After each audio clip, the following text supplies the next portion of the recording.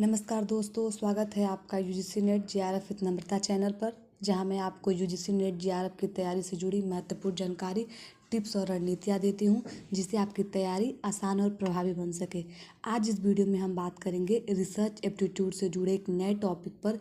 इसमें हम जो है उस टाइप ऑफ रिसर्च से जुड़े एमसीक्यू और पीवाईक्यू को देखेंगे। तो चलिए बात करते हैं। इसमें जो हमारा आता है रिसर्च के प्रमुख प्रकार एवं परिभाषाएं। तो इसमें हम पहले से सबसे पहला क्वेश्चन देखेंगे, वो जो है कि रिसर्च शब्द की उत्पत्ति किस भाषा से हुई है। ग्रीक से हुई है, लैटिन, फ्रेंच, अंग्रेजी। तो इसका राइट आंसर है फ्रेंच। उसके बाद हमारा सेकंड क्वेश्चन जो है कि जब कोई शोध मौलिक नए ज्ञान का निर्माण करता है तो उसे क्या कहा जाता है। यानी जब आप शोध कर रहे हो और वो एक नए ज्ञान का निर्माण करता है तो उसे आप क्या कहोगे। Applied research, basic research, action research या फील्ड रिसर्च। तो उसे हम क्या कहेंगे, बेसिक रिसर्च कहते हैं। उसके बाद जो हमारा आता है थर्ड क्वेश्चन है कि जब शोध किसी व्यवहारिक समस्या के समाधान के लिए किया जाता है तो उसे क्या कहते हैं। तो अगर मान लीजिए आप कोई शोध कर रहे हैं तो आपके व्यवहार में जो व्यवहारिक समस्या, यानी कि आप अपने जो दैनिक काम कर रहे हैं उससे रिलेटिव जो एक्सपेरिमेंट होते हैं उसके समस्या के समाधान के लिए, तो ऐसे रिसर्च को हम क्या कहते हैं, सैद्धांतिक अनुसंधान, अप्लाइड रिसर्च यानी और उसके बाद या गुणात्मक अनुसंधान या ऐतिहासिक अनुसंधान। तो व्यवहारिक है तो जाहिर सी बात है कि वो व्यवहार में आ रहा है, तो इसका राइट आंसर क्या हो जाएगा हमारा, वो जो हो जाएगा अप्लाइड रिसर्च। उसके बाद हमारा चौथा क्वेश्चन है कि एक्सपेरिमेंटल रिसर्च का मुख्य उद्देश्य क्या है। यानी कि जो प्रायोगिक अनुसंधान है उसका मुख्य उद्देश्य क्या होता है। तो जब आप एक्सपेरिमेंटल रिसर्च करते हैं तो उसका मुख्य उद्देश्य क्या होता है, हमारा परिकल्पना का परीक्षण, डेटा संग्रह होता है, सिद्धांतों का निर्माण होता है या ऐतिहासिक घटनाओं का अध्ययन होता है। जी नहीं, इसका राइट आंसर है कि परिकल्पना का हम क्या करते हैं, परीक्षण करते हैं। पांचवा क्वेश्चन है हमारा कि गुणात्मक अनुसंधान की विशेषता क्या है। यानी कि जो हम क्वालिटेटिव रिसर्च है हमारा, उसका क्या मुख्य जो है विशेषता है। तो क्या वो संख्यात्मक डेटा होता है या व्यक्ति केंद्रित दृष्टिकोण है या केवल प्रयोगशाला में किया जाता है या सांख्यिकी विश्लेषण पर निर्भर है। तो नहीं, ये हमारा क्या होता है, ये हमारा व्यक्ति केंद्रित दृष्टिकोण होता है। देखिए, व्यक्ति केंद्रित दृष्टिकोण का मतलब कि जो उस पर आदमी जो है, मनुष्य जो है, उस पर क्या प्रभाव पड़ रहा है, उसे हम क्या कहते हैं, क्वालिटेटिव रिसर्च कहते हैं। छठवां क्वेश्चन है हमारा कि डिस्क्रिप्टिव रिसर्च का उद्देश्य क्या होता है। जो डिस्क्रिप्टिव रिसर्च है यानी कि वर्णन करने वाला जो होता है, तो उसमें क्या होता है, इसका जो मेन उद्देश्य क्या होता है, वो होता है घटनाओं का वर्णन करना या परिकल्पना का परीक्षण करना या नई परिकल्पनाएं बनाना या नए सिद्धांतों का प्रतिपादन करना। तो जी नहीं, इसका राइट आंसर होता है कि घटनाओं का वर्णन करना। सातवां क्वेश्चन है कि जब शोधकर्ता किसी समस्या के मूल कारणों का अध्ययन करता है तो उसे क्या कहते हैं। यानी कि रिसर्च जो होता है किसी न किसी समस्या पे होता है, तो जब शोधकर्ता कोई समस्या है और उस समस्या के अध्ययन करता है तो हम उसे कहते हैं कि व्याख्यात्मक अनुसंधान। आठवां क्वेश्चन है कि एक ही विषय के दो या दो से अधिक समूहों की तुलना करने वाले अनुसंधान को क्या कहा जाता है। यानी कि जब दो समस्याएं आपके पास हैं और दोनों समस्याओं का आप जब तुलना करेंगे कि कौन क्या है, कैसे है, किसका वेटेज ज़्यादा है, किसका वेटेज कम है, और जब उसका आप अध्ययन करते हैं तो उसे हम क्या बोलते हैं, तुलनात्मक यानी कि तुलना अनुसंधान कहते हैं। उसके बाद हमारा आठवां क्वेश्चन जो है कि एक ही विषय के दो या दो से अधिक तुलना करने वाले अनुसंधान को क्या कहा जाता है। जिसे हमने पहले अभी देखा हुआ उसको हम कहते हैं कि तुलना अनुसंधान। उसके बाद आता है कि सर्वे रिसर्च का मुख्य उद्देश्य क्या होता है। तो जब सर्वे रिसर्च, ये सबसे ज़्यादा आपने भी देखा होगा अपने गांव में जो लोग सर्वे करने आते हैं कि आपके घर ये है कि नल है कि नहीं है, आपके घर और बिजली है कि नहीं है। तो इन सब चीज़ों का जो सर्वे किया जाता है, फिर जो जनसंख्या का सर्वे किया जाता है, तो उस सर्वे को हम क्या बोलते हैं, सर्वे रिसर्च कहते हैं। तो सर्वे रिसर्च में क्या किया जाता है, क्या कोई प्रयोग किया जाता है या डेटा संग्रह किया जाता है या ऐतिहासिक घटनाओं का अध्ययन किया जाता है कि कोई नया सिद्धांत बनता है। जी नहीं, आखिर आपके पास जो डेटा होता है वही ना पूछते हो कि आपके पास बिजली का कनेक्शन है कि नहीं है, आपके पास नल का कनेक्शन है कि नहीं है, आपके पास तो जो है मतलब सरकार की जो भी स्कीम है उसकी आप उसकी जानकारी आपके पास है कि नहीं है। तो इन सब चीज़ों के माध्यम से क्या करते हैं, वो आपका डेटा लेते हैं। इसीलिए हम सर्वे रिसर्च को क्या कहते हैं, डेटा संग्रह कहते हैं।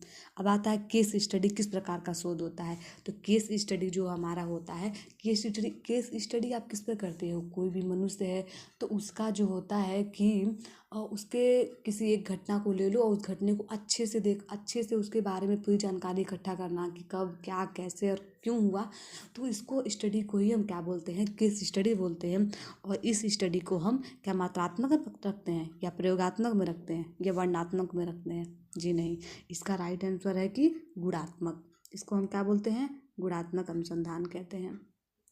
उसके बाद आता है हमारा एक और कि आधुनिक अनुसंधान विधियाँ कौन कौन सी है। तो इसमें हम चलिए देखते हैं। एक क्वेश्चन हमारा आता है कि कौन सा अनुसंधान भविष्य की भविष्यवाणी करने में मदद करता है। तो यानी कि जब आप रिसर्च करते हैं तो उस रिसर्च में ऐसा कौन सा अनुसंधान है जो भविष्य की भविष्यवाणी करता है। तो उसे हम कहते हैं पूर्वानुमानात्मक अनुसंधान, यानी कि प्रिडिक्टिव। यानी कि आप पहले से ही लगा ले रहे हो, अच्छा ये ऐसे होगा वो ऐसे होगा। जो अपने माइंड में हम क्या बोलते हैं, हाइपोथेसिस बनाते हैं, परिकल्पना बनाते हैं, उसे हम क्या बोलते हैं कि पूर्वानुमानात्मक अनुसंधान। उसके बाद आता है कि हमारा लॉन्गिट्यूडिनल रिसर्च क्या होता है। यानी कि वो हमारा होता है कि समय की अवधि में डेटा संग्रह करना। यानी हम समय में अपने खुद को बांध लेते हैं कि इस समय में हमको ये करना है, उसी को हम कहते हैं। 13वां क्वेश्चन हमारा आता है कि क्रॉस सेक्शनल रिसर्च किसे कहते हैं। तो जो हमारा क्रॉस सेक्शनल रिसर्च होता है वो ये होता है कि आप एक ही टाइम में कई सारे जो विभिन्न प्रकार के समूह हैं उनसे आप एक ही साथ आप जो है पूरे डेटा को इकट्ठा कर लेते हैं और अपनी जो जो जिस हिसाब से आपको जानकारी चाहिए आप अपनी जानकारी निकाल लेते हैं। तो उसे हम क्या कहते हैं, उसे हम क्रॉस सेक्शनल रिसर्च कहते हैं। यानी कि एक ही समय में विभिन्न समूहों का जब हम अध्ययन करते हैं तो उसे हम क्रॉस सेक्शनल रिसर्च कहते हैं। उसके बाद आता है कि मेटा एनालिसिस का उपयोग किसके लिए किया जाता है। तो जो हमारा मेटा एनालिसिस है वो होता है कि विभिन्न अध्ययनों के डेटा का विश्लेषण करना। यानी कि कई सारे जो हमारे जो अध्ययन किए हुए हैं उस सब चीज़ को आप रिसर्च हुए हैं उस रिसर्च को आप इकट्ठा करेंगे, उन सब के बारे में पढ़ेंगे, एक एक करके सारे को विश्लेषण को हम अच्छे से बारीकी से जानेंगे। तो उसे हम क्या बोलते हैं, डेटा विश्लेषण कहते हैं। 15वां क्वेश्चन आता है कि जब शोधकर्ता बिना हस्तक्षेप किए किसी घटना का अध्ययन करता है तो उसे क्या कहते हैं। यानी कोई शोध करता है और वो क्या करता है कि कोई घटना हुई है और उस घटना को क्या करता है कि उसमें किसी प्रकार के अपने तरीके से उसमें कोई चेंजिंग नहीं करता है। और जैसे वो घटना हुई है और उस घटना को क्या करता है कि वो बारीकी से अध्ययन करता है।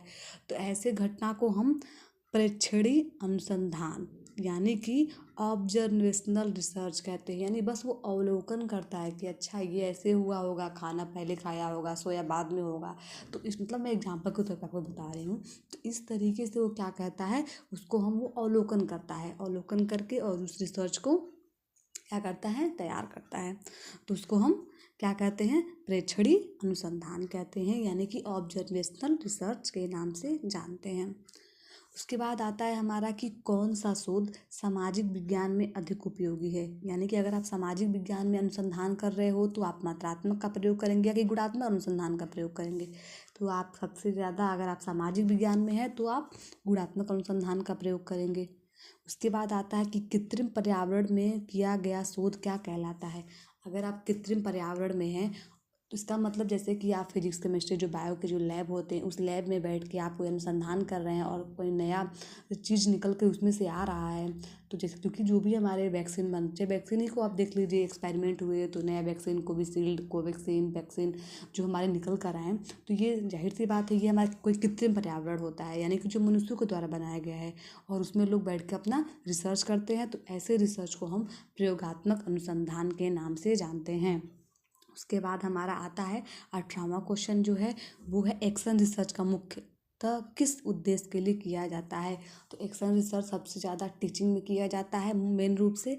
तो ये जो होता है कि अगर मान लीजिए कोई समस्या का समाधान करने आप पहुँचे और जिस समस्या का समाधान का आप उत्तर सोच के गए थे और वो आपने उस हिसाब से उसको बताना चाहा, लेकिन कोई तत्काल एक और समस्या आ गई उसी से रिलेटिव, और आपने तत्काल उसका आंसर जो है अपने हिसाब से तुरंत निकाल के दे दिया, तो ऐसे समस्याओं को हम क्या बोलते हैं, एक्शन रिसर्च बोलते हैं। यानी कि किसी समस्या का त्वरित समाधान निकालने के लिए हम एक्शन रिसर्च का प्रयोग करते हैं। 19 क्वेश्चन जो हमारा है वो है इथनोग्राफिक रिसर्च किस प्रकार के अनुसंधान का उदाहरण है। यानी कि इथनोग्राफी, उसको हम कहते हैं निर्वंश विज्ञान। निर्वंश विज्ञान का मतलब ये होता है कि आजकल के लोग जो होते हैं, कई सारे यूट्यूबर लोग जो होते हैं, जाते हैं जो हमारे जो ट्राइबल्स एरिया हैं वहाँ जाके रिसर्च, वहाँ जाके ब्लॉगिंग करते हैं और ये देखते हैं कि कैसे खा रहे हैं, कैसे वो, उनका जो दिनचर्या क्या है। तो इन सब चीज़ों के बारे में जब वो रिसर्च करते हैं तो ऐसे रिसर्च को हम क्या बोलते हैं, जो है इथनोग्राफी रिसर्च बोलते हैं। और वो इथनोग्राफी जो रिसर्च वो हमारा जो आता है वो गुणात्मक अनुसंधान के अंतर्गत आता है। ऐतिहासिक अनुसंधान में कौन सी तकनीकें मुख्य रूप से उपयोग की जाती है। तो अगर आप ऐतिहासिक अनुसंधान करते हैं तो आपको पता है कि ऐतिहासिक अनुसंधान में यही होता है कि जो पुरानी जो चीज़ें होती हैं उसको पढ़ा जाता है, समझा जाता है और अवलोकन किया जाता है। तो ऐसे रिसर्च को ही हम क्या बोलते हैं, पुरालेखी अध्ययन के नाम से जानते हैं। तो आज की वीडियो में बस इतना ही। नेक्स्ट वीडियो में हम एक नए टॉपिक के साथ आपसे मिलेंगे। तब तक के लिए बाय। और वीडियो आपको कैसा लगा कमेंट बॉक्स में कमेंट कीजिएगा। अगर आपको किसी और टॉपिक से रिलेटेड वीडियो चाहिए तो कमेंट बॉक्स में कमेंट कीजिएगा। Thank you for watching this video.